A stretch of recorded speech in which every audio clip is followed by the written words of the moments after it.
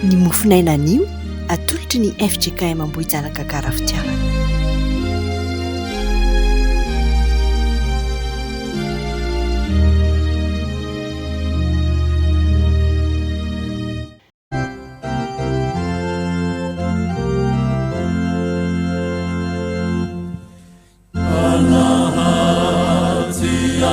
Sara atrufi saharana itsakana nauritumbu atruna banafutra enimani nani atrufi zakunana itera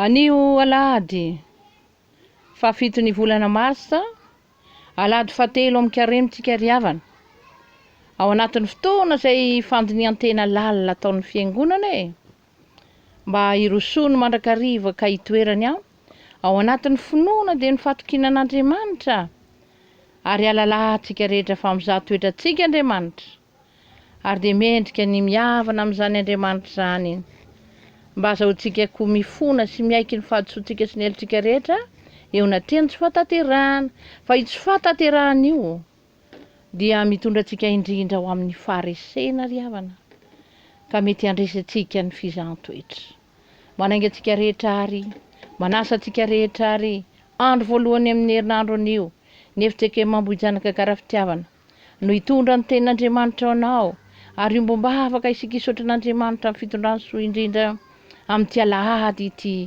alahady andro tsara andro fivavahanay nitsangananao ry Tompo andronao mpanavotray andro mpandresena ho antsika ary izao andro izao hameloma ny Tompo antsika indray ao anatin'ny finoana sy ny fanantenana fa na amin'izay toetra azy Andriamanitra dia tsy mba manary ary tsy mba manadino antsika ka dia ho aminareo aneriavana ny fahasoavan'i Jesosy Kristy ny fitiavan'Andriamanitra ray ary ho amintsika rehetra ny fanahy masina iombona mivavaka aritsika ry Andriamanitra ranay izay ny an-danitro misaotra indrindra anao izahay fa mitantana ny fiainanay ianao ka indro menao tombonandro mpahavelomana izahay ka natrahatra izao alahady andro voalohany amin'ny herinandro izao alahady izay anomezanay anao ny voninahitra Tompo satria mety isy tokony ataonay ny maneho ny fanomponanao Andriamanitra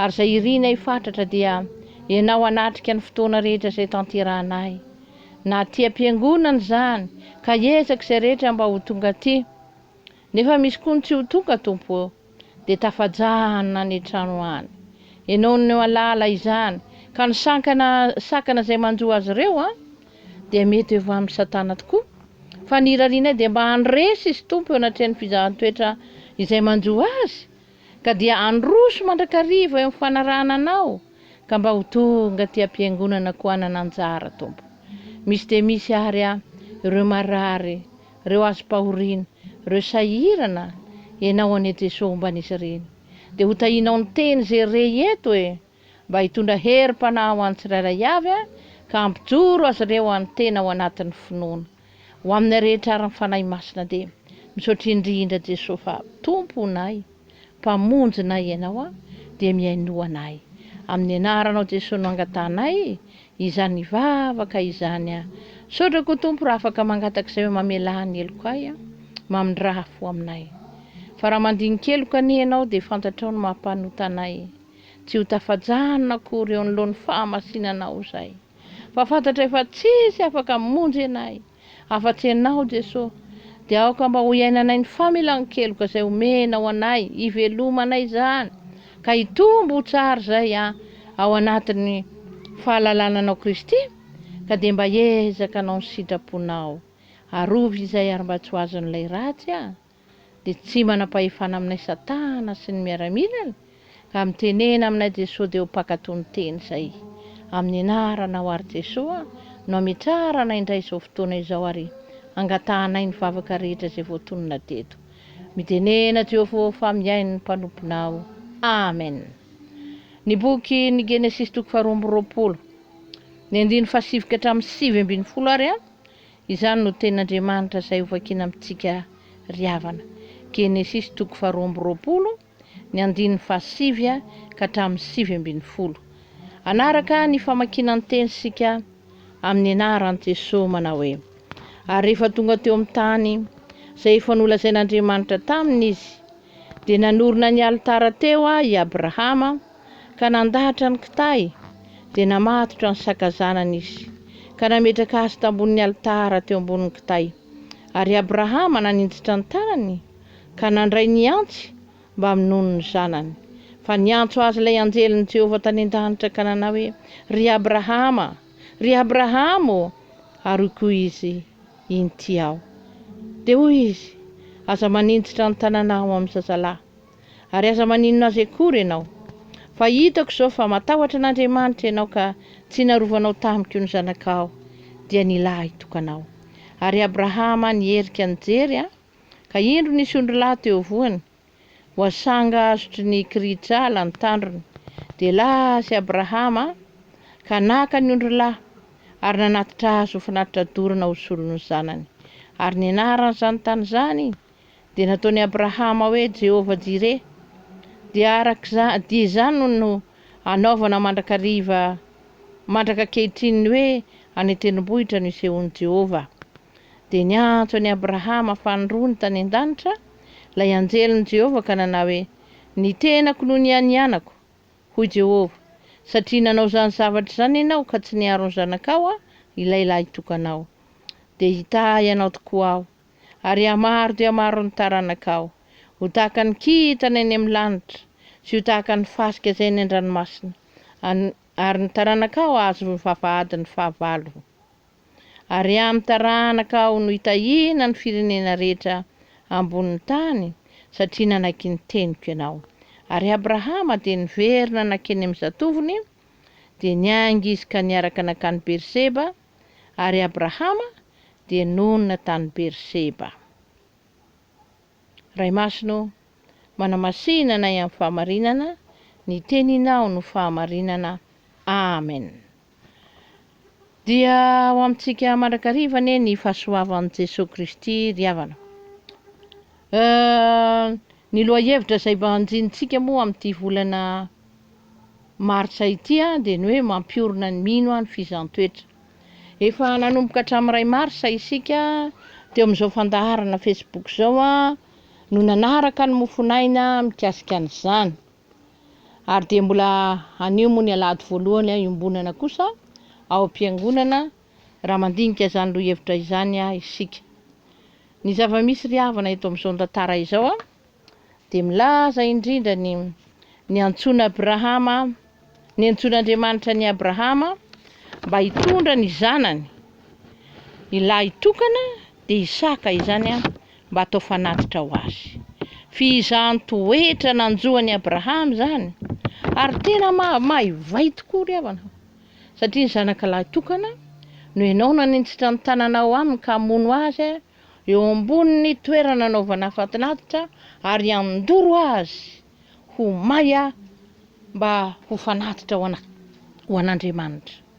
Ary dia hampankatoy ny tenin'Andriamanitra Abrahama, tsy nandahy izy, fa nanaiky an'Andriamanitra mipaiko azy miteny aminy ka dia indro tonga ny fotoana izay naterana azy eo amin'izay toerana antsoina hoe Jehovah Jireh, anarana ny mena ny toerana moa izany. Ka eto amin'ity tantara ity riavana dia efa tena voahomana ny alitara, voapetraka ny zaza ho tanterana amin'izay mibaiko n'Andriamanitra. Inona ny zavaniseho riavana? Ny zavaniseho hitantsika dia izao hoe ny mpanompon'Andriamanitra miatrika ny fizahantsoetra. Ny mpanompon'Andriamanitra miatrika ny fizahantsoetra. Izany no lohahevitra banjintsika anio. Manambara izany fa tsy azo hitifirana ny fandaharan'Andriamanitra, ny fitantanan'Andriamanitra, ny hevitr'Andriamanitra. Isika dia falitsika hoe kristianina, manompo an'Andriamanitra ary miaradia amin'Andriamanitra. Satria rehefa tena mampitady koa ne tsika dia io Andriamanitra Jehovah Andriamanitra raitsika io, Andriamanitra Israely, Andriamanitra Jakoba, Andriamanitra Isaka, Andriamanitra ny martiora malagasy, Andriamanitra ny FJKM io no Andriamanitra ivavahana. Io ny tena Andriamanitra. Dia resy lahatra isika ry havana, dia natao batisitsika, ndraisy nampandray isika tomboka se zany. Izay nanaovan'Andriamanitra antsika mba ho isan'ny zanaka ry havana. Ary andraisatsika ny fitahiana homen'Andriamanitra ray. Ary noho izay tsika rehefa nanaiky ohatr'izay dia aoka tsika tsiaro mandrakariva zany fa mitondra tsika eo amin'izany fizahn-toetra izany Andriamanitra. Koa dia ilaina isika mpanompo miatrika ny fizahn-toetra. Raha miatrika ny fizahn-toetra tsika dia reto misy zavatra telo izay mba hitaritana antsika ry havana eo petrehana zany fizahn-toetra izany. Miatrika ny fizahn-toetra isika mpanompon'Andriamanitra koa tsarovy fa misy ary ny fizahn-toetra. Faharoa, tsarovy fa miaraka ao amin'ny fizahn-toetra Andriamanitra. Ary ny fahatelo dia tsarovy fa mitahy izay maharitra fizahn-toetra Andriamanitra. Andeha zany ho jerentsika ry havana reo zanak'evitra telo izay ametrahantsika ny tokony ataontsika rehefa hoe vonintsika miatrika zany fizahn-toetra zany. Voalohany dia tsarovy fa misy ny fizahn-toetra. Ny 9 ka hatramin'ny 10 no ahitantsika an'izany. Izay hita ry havana dia izao hoe ny tantara zany miainga any amin'ny tany fonenana, andeha lavitra anao fanatitra, tsisy ny fanatitra fa ny zanaka no atao fanatitra. Io zanaka io nge tsy malala hoe atao fanatitra izy. Isaka io zany. Fa dia hoy Abrahama rehefa any anakitsika mahita azy. Dikany hoe Abrahama moa dia rain'ny mino. Ka sady mandeha finoana izy dia le fankatoavana an'Andriamanitra eto dia mandetiko miaraka amin'ny kitahy, miaraka amin'ny afo tsy misy fanatitra. Rehefa tonga teo amin'ny toerana izy natsangana ny altara ary dia napetraka teo an'ny zanaka lahy tokana dia andeha niditra ny tanany amin'ny zanany izy no niteny tamin'ny ny anjelin'Andriamanitra. Izay ry havana nolazaina eo amin'ny 9 ka hatramin'ny 10 dia ny zavatra misy dia izao hoe hatreo amin'izany fotoana izany tena ora mampankitakitaka izany raha mipetraka eo amin'ny toerana izany tsika amin'ny toeran'ny Abrahama tamin'ny fotoan'andro. Fa eo ianao hoe fa mamatotra ny zanakao, mbola azonao ialana anie zany mbola azo ialana zany. Alao tsy atao zany fa zanako ve vonoako eto, za hivadika amin'Andriamanitra fa tena sangaratsy ty, etsetra hevitr'olombelona daholo zany. Fa zava-dehibe eto hoe miatrika ny fizahn-toetra. Rehefa malalo mpanompon'Andriamanitra sika kristianina tsika dia ampianarana tsika mba hiatrika izany. Ary zany indrindra ny mofonaina omaly hoe ry lazaina any amin'ny Petera 1:4 hoe ry malala azagaga noho ny fizahn-toetra mahamay izay manjoanao ho fitsapan-toetra. Dia tsy tokony ho gaga isika fa miara-miaritra amin'ny Kristy amin'izany rehetrarehetra izany tsika ambaran'io Petera 1:4 io. Indray mantsika dia gaga inona re izay ataonao Andriamanitra dia tsapa tokoa ny ambany zany, ambany. Dia lazana mantsy hoe zavatra mitranga io voalohany eo amin'le fiainanao. Mafy tokoa ny andraisana an'ireny misy an'izao, takany hoe misy maty ohatra dia maty ny ranona, na maty le havanao akaiky, tena tsy laitra ny ambany ry havana. Mahazo mitomany tsika raha onatrian'izany fahoriana izany. Fa eto dia neny Abrahama vonoina ny zanaka hatramin'ny farany dia tsy maintsy natrehany zany. Ao ny finoana amin'izay fotoana izay ry hava-malalo, tsy maintsy miatrika ny fizahn-toetra itsika araka mampanompon'Andriamanitra atsika tsarovo zany. Raha ny Petera 1 mantsy nijerena perikopa maly dia ambarany eo amin'izany teny izany koa raha misy mijaly satria kristianina dia aoka tsy homenatra izy. Fa raha misy mijaly satria mpamonin'olona, mpandraran'ny olona, mpandainga sy ny rehetrarehetra, zany angeny mamenatra. Ny antony dia izao hoe efa iomananao koa hoe rehefa manao ratsy ianao dia hiara-ny valikelyko, hiara-ny valim-pahotana ianao ary mendrika anao zany satria mpanao ratsy. Fa eto ry havana, mpanao ny tsara ianao, manao ny marina ianao, Manara-diny tompo ianao, mpivavaka ianao nefa hiaran'izany hoe fahoriana amin'ny fizahantsoetra zany ampiomaniny ianao hoe tsarovy. Aza adino fa misy ny fizahantsoetra ry havana ary tsy maintsy miatrika irentsika. Ary zay nidirantsika eo amin'ny faharoa hoe tsarovy ary fa miaraka aminao Andriamanitra ao anatin'ny fizahantsoetra. Eo amin'ny 112 ka hatrany amin'ny 114 no ahitantsika an'io. Indro ary Abrahama ry havana, voantso ny anjely avy any an-danitra, ny tanany miakatra, anatsatoko antso ny zanany ka hamono azy. No miteniny anjely hoe ry Abrahama ô, de namaly Abrahama inty aho, de hoy izy aza maniditra ny tananao amin'ny zazalahy ary aza maninona azy akory ianao. Fa hitako zao fa matahotra an'Andriamanitra ianao ka tsy narovanao tamiko ny zanakao de ny lahy tokanao. Zany teny zany de nahatonga ny Abrahama tsy handatsaka ny ainy zanany. Zany hoe misy io anjely io ngeny nitazona ny tanany amin'ny antsy. Zany na de 2 minitra 2 minitra aza nelanelam-potoana hoe io le antsy efa diva hitsatoko. Hain'Andriamanitra ny misakana ny loza tsy anjory havana, satria miaraka amin'ny mpanompo ny mandrakariva Andriamanitra. Eto ary havana tena voazahatoetra Abrahama hoe tena atolotrao tokoa hoe ny zanakao, foinao ve, fantatr'Andriamanitra, hitan'Andriamanitra zao.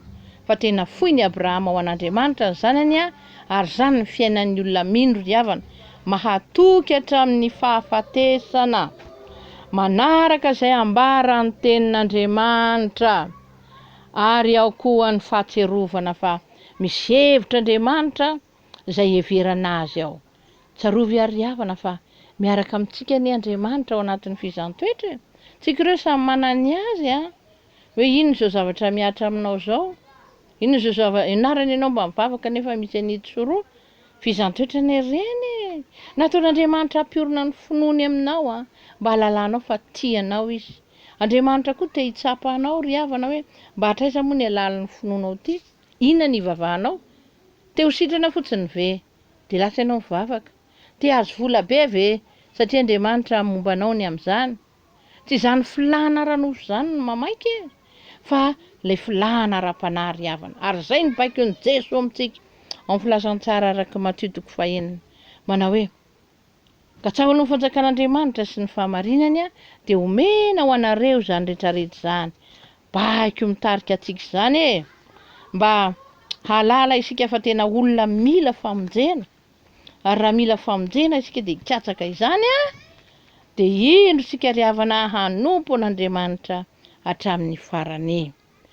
Dia ny zavatra faharoa nge de hoy izy ny tompo aza manana reo zany hoe le fanahina amin'ny nofontsika io, tsika nge zanak'Andriamanitra.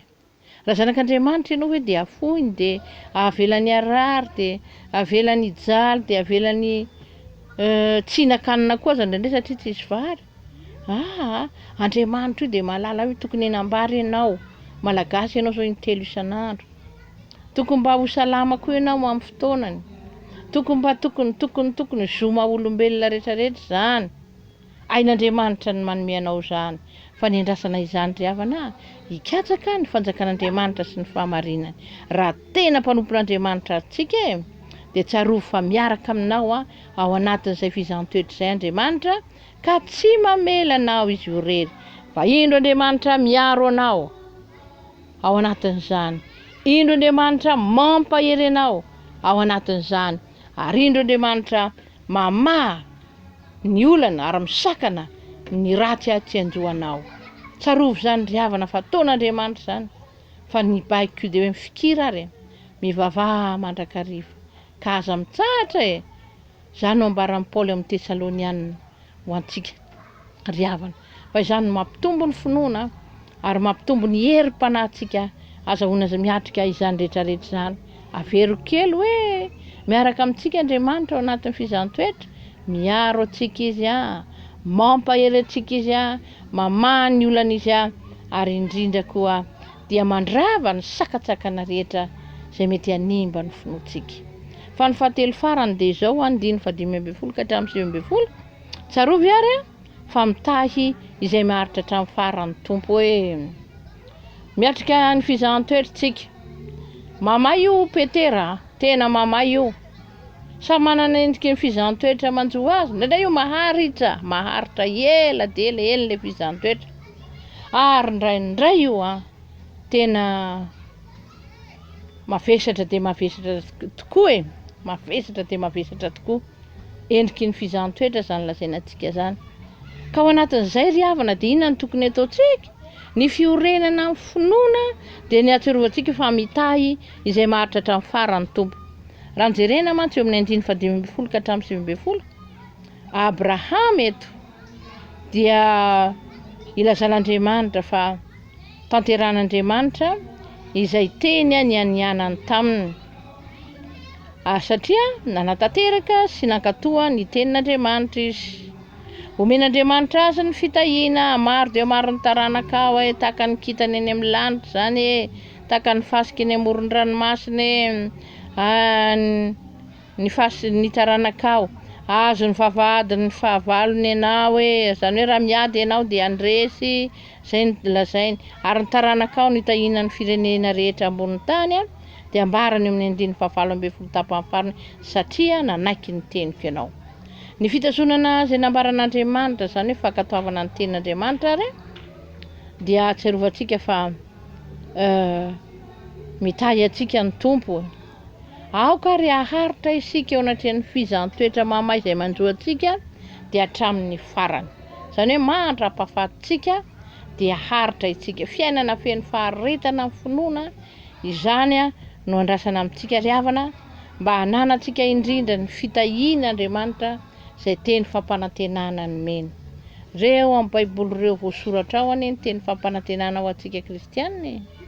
Raha milaza izy any amin'ny Isaia 7:7 izay hoe aza matahotra ianao fa efa nanavitra anao dia tantarainy ao ny zavatra ataon'Andriamanitra. Mbola marina antsika anie zany fa tsy tokony hatahotra tsika noho ny tsy finoana ny mahatonga an'izany iasy ny tebotebo rehetra. Ny baiko dia zao aza matahotra ianao tena entina mandresy amin'ny fizahn-toetra mamay izay manjoa zany fa efa voaoman'Andriamanitra ao ny fitahiana ho anao ry havana.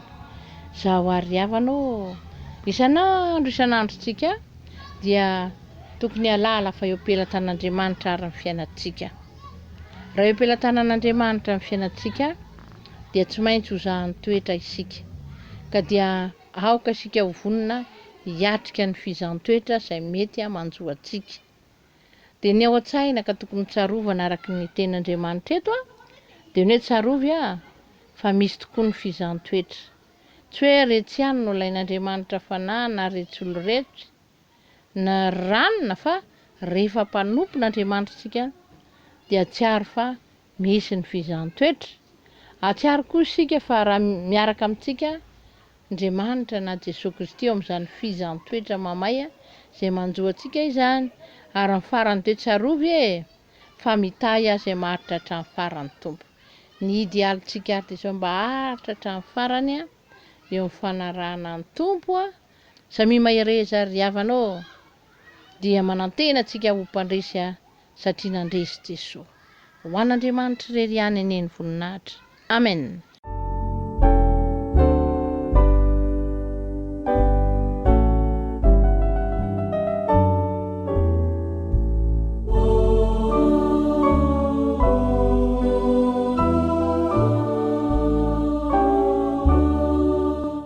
Ivavaka isika. Jesosy malalo. Miantso ny anaranao izay. Fa tsy misy anarana fahazahoana famonjena afa-tsy izany anaranao izany. Malalana ianao satria tianay ianao Jesosy. Azay koa mamaly hoe tianao izay. Fa tsy misy Andriamanitra tahaka anao akory. Fa ny any Andriamanitra mahavontsy sy tsara dia anao Andriamanitra tokana irery ihany. Dia misaotra Tompo amin'ireny fitiavana be dia be nasehonao anay ireny sy nitondranao ny fiainanay. Dia mankasitraka izany izahay rehetra. Ako ankehitriny Tompo. Miara-mametraka ny fiainanay isan'andro eo aminao izahay. Vono izay hiatrika ny fizahn-toetra Tompo. Satria fantatray ny teninao izay maharitra hatramin'ny farany no vonjena. Ary momba ireny fizahn-toetra ireny dia asianao lalana azahoanay mahazaka izany. Ka dia atoroy anay amin'ny lalana. Aizanay mizaka ny fahoriana izay midona aminay Tompo. Ka dia tsy aro mandrakarivo izay fa misy tokoa ny fizaham-toetra ka dia hiaritra izay ny amin'ireny ary dia entina eo aminao izany Jesosy. Satria indrindra fampamonjomora azo iantorana ianao mba handray famonjena avy aminao izay Tompo. Ampitomboy ary ny finoanay mba ho finoana takan'izao Abrahama izao ka atoky ianao hatramin'ny farany. Aza mahafoy ary na mahasaraka anay fa ampy ho anay ny fahasoavanao Jesosy. Dia amin'ny anaranao no angatanay izany vavaka izany. Indro apetrakay aminao ny fiangonanao ho tena fiangonanako voatay zara-panahy ka handroso ny finoana sy fahatokinanao Tompo ary dia mba haritra amin'izany satria izay nge novonjeny ampianary mba hatoky anao ireo vahoaka kristianina ireo. Fa mivavaka koa izay Jesosy, jereo ny fijoroan'ny fiangonanao mba fiangonana hitondra aina ho an'ny hafa koa izy satria ianao dia efa fantatray fa tia azy. Dia apetraka eo am-pelatananao ny hevitsekema mba ho mpandresy takanao Jesosy ka dia ianao nitantana ny fiainan'ny fiangonana ampianatra ny mpianatra rehetra ny sekolelahy Tompo mba ho tafita somatsara ny fampianarana ny teninao ka hanana finoana mahery izy ireny. Dia apetraka eo am-pelatananao Tompo ny asa rehetra izay atao hijoroana vavolombelona mba hitombona eo anatin'izany finoana izany. Saotra ary Jesosy fa mpihaino vavaka ianao mametraka ny fiainanay eo aminao izay.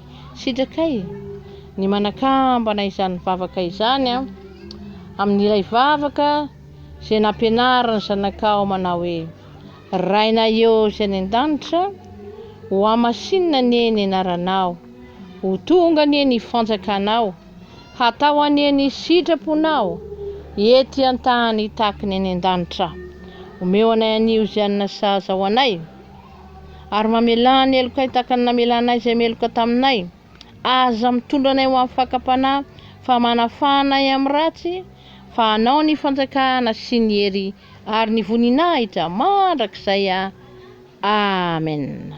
Amarana fotoana antsika riavana ka dia manantena indrindra antsika rehetra samy nanana anjara tao amin'ny Tompo tamin'ity andro anio ity vokatry ny akany fitiavana anio. Antenaina fa samy hanefa ny anjarantsika anio arak'izay nanambilan'Andriamanitra antsika.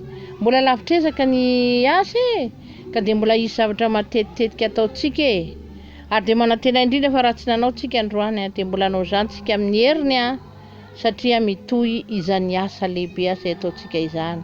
Ilazao ny ao atsimo, ilazao ny any avaratra, ilazao ny havantsika rehetra, ilazao ny mpiray fiangonana fa tsy foana hoe ny fikelezana antsika ao amin'ny Tompo fa andehantsika anao ezaka karoa. Ho aminareo ariavana nitsodranotonona amin'ny anaran'ny Tompo ary Andriamanitry ny fiadanana anie izy no atanteraka anareo amin'ny tsara sy izay akasitrahana eo masony ka tonga nareo indrindra tsy hanatsiny amin'ny fiavian'i Jesosy Kristy Tompontsika mandehana amin'ny finoana sy ny fahatokiana azy ho an'Andriamanitra rery ny voninahitra amin'ny anaran'ny Ray sy ny Zanaka ary ny fanahy masina. Amen.